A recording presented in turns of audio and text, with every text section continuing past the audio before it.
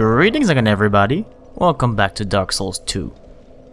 So, last time we've defeated our third old one, and now there's only one to go. And we're just gonna, since it's the last path left to explore, head there right now. Of course, we're not exactly going to defeat it this time around, because we actually have to go through a little bit of a bigger area. But we're gonna get a lot closer. First, we need to actually get out of the Doors of Pharaohs, which actually also has a non-optional part, believe it or not. Thankfully, it's very short. And you might have noticed that we are starting out in New Game Plus this time around, mainly because I want to show you the utility of some spells I wouldn't be able to really show you otherwise. And right here, we would normally find Gavlan, had we talked to him at every other opportunity before that, but you know where he is, and if you talk to him in each of the two locations, you'll find him here as well, and out of his limited goods, he'll now actually sell infinite amounts, which means that you will have a good opportunity to get, like, I don't know, infinite poison throwing knives, infinite poison arrows, which are tremendously useful. And in fact, we're going to see the usefulness of poison in general in this very episode. Now, this one spell you might have already noticed that's kind of similar to Homely Soul Mass is called Affinity. In our case, we only have 3 orbs, and as our stats get higher, I reckon the orbs will also increase in number, because that's what happens with Homely Soul Mass.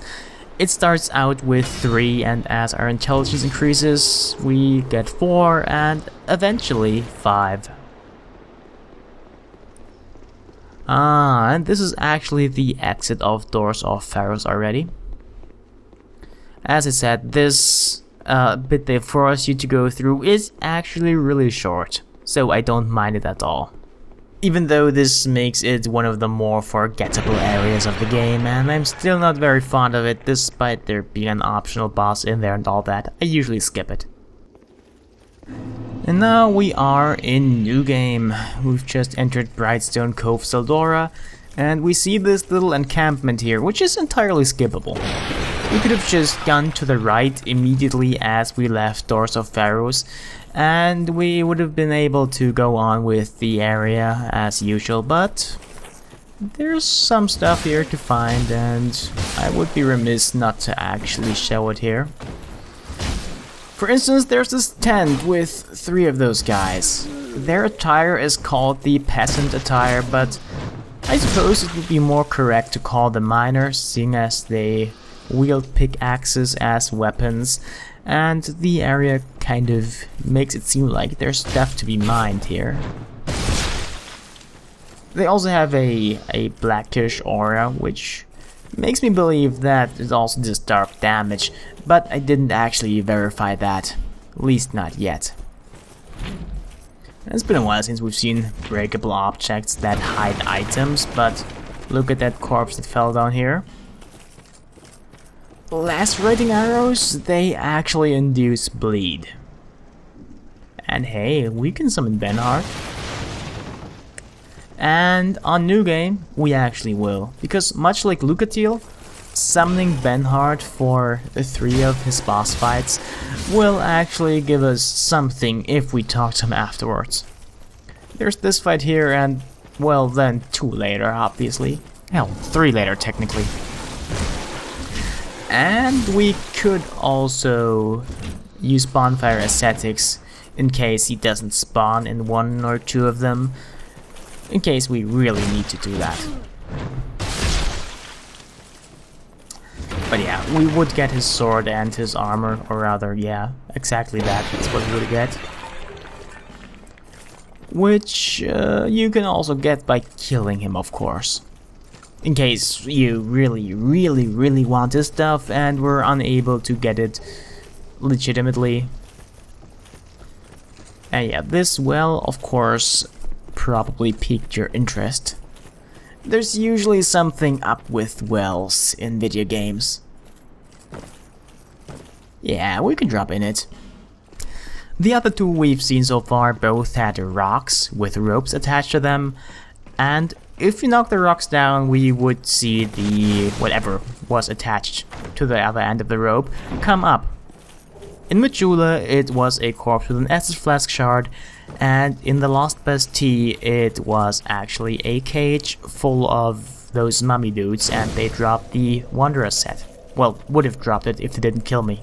And then in the first game, there was another well. If you jumped into it, you died. Right, here we have a look at a later part of this area. Right there at the end, we can even see an item. And we're not gonna summon Benhart just yet. We first want to clear the path.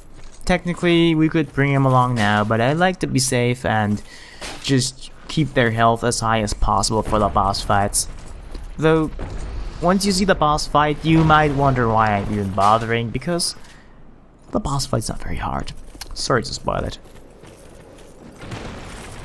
But yeah, I was trying to be clever here and trigger the second rock trap, but I kind of mistimed or didn't position the enemies properly, so now I have to deal with 4 of them at once, which is annoying. Because they actually do take quite a few hits. They're really sturdy for how they look. They look like normal hollow enemies, and normal hollow enemies tend to usually die in 1 or 2 hits, and those are 3 hits. And I'm using the mace, if you don't mind me reminding you. It is +9 currently. It is one of the strongest weapons considering its weight. Of course, you'll find heavier weapons that are much more powerful. But as far as individual hits go, at this weight class, with those stat requirements, it's probably the best. Which should be able to take care of most normal enemies with 1 or 2 hits. But oh well. I'm gonna swap out the mace for something else soon anyway, because I don't like it. The range is very limited. I was thinking of maybe a thrusting sword of sorts. I don't want anything that's too stat intensive, seeing as right now we don't actually have very much strength. We have 16 strength, which is enough to actually use the shield we're using, and that's it. And oh, look at this! This is actually the end boss of this area, and in fact the next old one. Or is it? Well, if it is, at the very least, we're not going to defeat it yet. This is an encounter that only happens in New Game. The Duke's dear Freya will just pop up and attack us. We can deal damage to her, and the damage that we deal to her will actually carry over to the boss fight once we actually reach it, which is really neat, I think. But yeah, you can't kill her here. You can just deal quite a bit of damage to her if you wish, which of course you do, because it makes the boss fight later on much easier. But she's not the boss that we're going to fight this time. If you want to summon Benhart, you can do that now. Technically, there's smooth sailing from here on out, so the path can be considered clear. If you know what you're doing, of course, because there might be something that you quite simply don't know about. Maybe we'll even see that, who knows? You may notice a spider theme now. I should have warned you beforehand, before we saw Freya, but if you're arachnophobic, you might want to stop watching, because that's not the last spider-like thing we're gonna see. In fact, look in these tiny holes. And oh look, a treasure chest. I wonder what it does. A scary red-looking orb. It does not do any damage, it only attracts those spiders. And guess what? If you come through here again afterwards, well, they will also come out. But if you leave that chest as it is, just there, locked up, you will not have to deal with those, you can just run through. And quite frankly, what's in the chest is not really anything that you need. However, you might want whatever the spiders are dropping, because they drop seemingly random, fairly powerful weapons at times, of various kinds.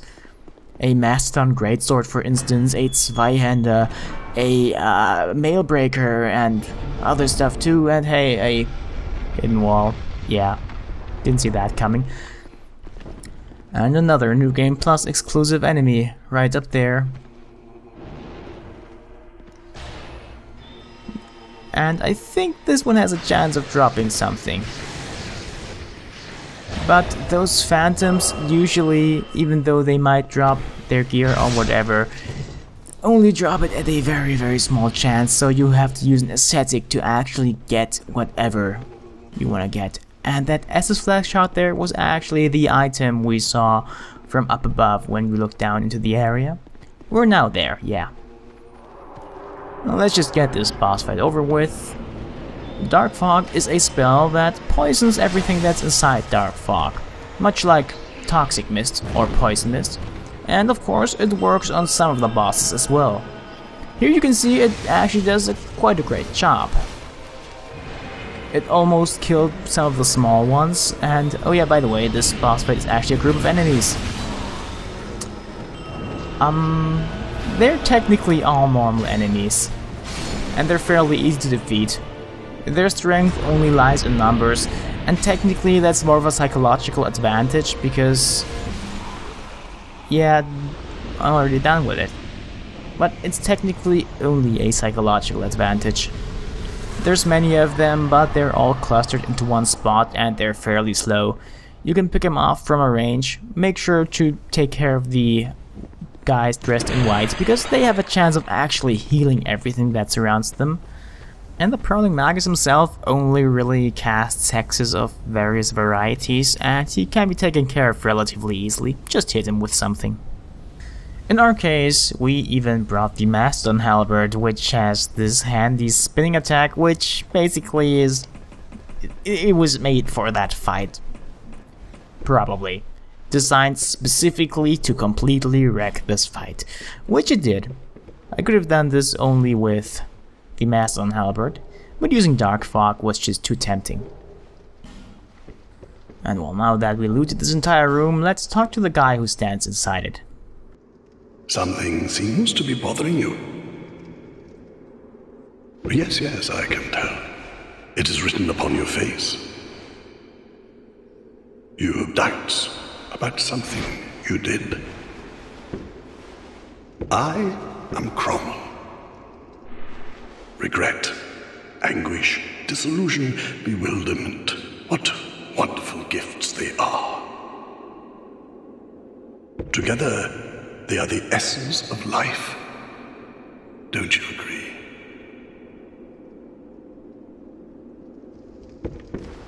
But now you're lost, bewildered by your own actions. You poor little thing. Yes, how tiny and frail are we.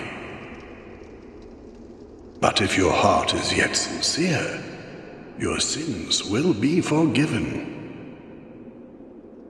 Now is the chance. Demonstrate your sincerity to me. Ah yes, Cromwell. This game's version of Oswald of Kareem. And these white priest robes are actually the robes of the white dudes from the Prowling Magus fight, as well as that red phantom behind the hidden wall. And yeah, he can absolve us of sin for a price, but we have not sinned yet. These are for you. We all deserve mercy. Every last one of us. Anyone can be forgiven, as long as he is sincere. No matter how terrible the sin. Surely, we all deserve mercy. Yes. Whenever you are ready. That Ring of Resistance we got, he only gives that to you if you have 25 faith or more. And it's pretty useful because it increases all status resistances. Yeah, I'm not gonna go down there yet, though it's certainly a valid path into the area we're gonna explore next. For now though, I think it's good to take a break. No boss weapon this time sadly, but I do hope you enjoyed this episode, so see you again next time.